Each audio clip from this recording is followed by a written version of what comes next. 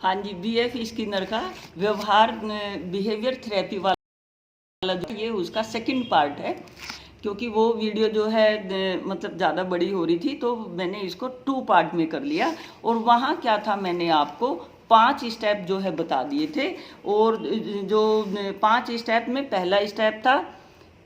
यानी कि homework assignment देना, दूसरा था कंटिजेंसी कॉन्ट्रैक्ट दे देना, और तीसरा था पॉजिटिव रीइंफोर्समेंट और नेगेटिव रीइंफोर्समेंट, चौथा था मॉडलिंग करना, पांचवा था रिहर्सल अच्छे व्यवहार की जो है प्रैक्टिस करना, और छठा है स्किल ट्रेनिंग। तो स्किल ट्रेनिंग में क्या होता है, कोई भी स्किल्ड जो है वर्क दे दिया जाता है और उसको जिसकी काउंसलिंग की जानी है वो क्या है उस कार्य को करता है। नेक्स्ट आता है कंडीशनिंग रीइंफोर्समेंट। ये जो कंडीशनिंग रीइंफोर्समेंट है यानी कि कंडीशन जो है प्रोवाइड करवा दी जाती हैं और व्यक्ति को जो है एक सेफ्ड व्यवहार में, एक जो है डिसिप्लिन एनवायरनमेंट में उसके व्यवहार को क्या है चेंज करने की कोशिश की जाती है। यानी कि कंडीशन लगा दी कि आपने ऐसा करना ही है, उसको कंडीशनिंग व्यवहार कहते हैं। और उस कंडीशनिंग व्यवहार के साथ कि अगर आप अच्छा व्यवहार करोगे, अच्छे से इस तरह से ये पॉजिटिविटी शो करोगे तो आपको पॉजिटिव उसका कोई रिवार्ड मिलेगा। अगर आप नेगेटिव करोगे तो कंडीशन है कि आपको पनिशमेंट मिलेगा, तो उसको कंडीशनिंग सिचुएशन कहते हैं। इसके बाद होता है next systematic desensitisation. Systematic desensitisation देने से यहाँ ये मतलब हुआ कि जब किसी के व्यवहार में कोई नेगेटिविटी आ जाती है, सपोज करो जैसे लड़कियाँ काकरोच से बहुत डरती हैं, छिपकली से डरती हैं, तो सिस्टेमेटिक डिसेंसिटाइजेशन से मतलब ये होता है कि जो डरने वाला है उसके पास पहले क्या है एक छिपकली का चित्र ले गए, फिर इसके बाद जो है पूछा डर रहे हो, बोलेंगे नहीं, इसके बाद जो है छिपकली का एक अजीवित मॉडल ले गए, मतलब उसकी जो है आकृति का मॉडल ले गए, पूछा डर लगा नहीं। इसके बाद क्या है थर्ड स्टेप पर उसके सामने जीवित छिपकली जो है प्रस्तुत करते हैं, तो क्या करेंगे, इस कंडीशन को कहते हैं सिस्टेमेटिक डिसेंसिटाइजेशन। इसमें क्या है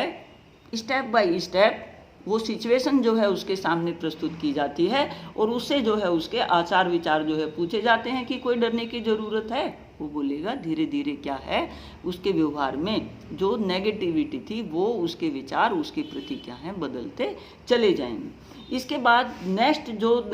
तरीका होता है वो होता है फ्लूइडिंग करना, यानी कि उस चीज़ को जो है फ्लूइडिंग करना, वैसे ही जो है जैसी है वैसे ही जो है अटैक कर देना। मतलब अगर कोई छिपकली से डरता है तो तुरंत छिपकली ला के दे दो कि लो देखो मैंने जो है अपने हाथ पे रख ली, कुछ हुआ नहीं हुआ। तो खुद जो है उसकी फ्लूडिंग करने से मतलब हुआ कि जिसको जो जिस चीज़ से भय लगता है उसको डायरेक्ट जो है उस सिचुएशन में डालकर फिर जो है पूछना कि डरे, तो वो बोलेंगे कि नहीं, कि बोलो कुछ हुआ कि नहीं, तो धीरे धीरे क्या है उनके मन से उस चीज़ के प्रति, उस बात के प्रति, उस ऑब्जेक्ट के प्रति क्या होता है भय खत्म हो जाता है। इसके बाद एक नेक्स्ट बिहेवियर थेरेपी का तरीका है वो होता है प्रोग्रेसिव रिलैक्सेशन, यानी कि प्रोग्रेसिव रिलैक्सेशन थोड़े थोड़े टाइम बाद उनको क्या है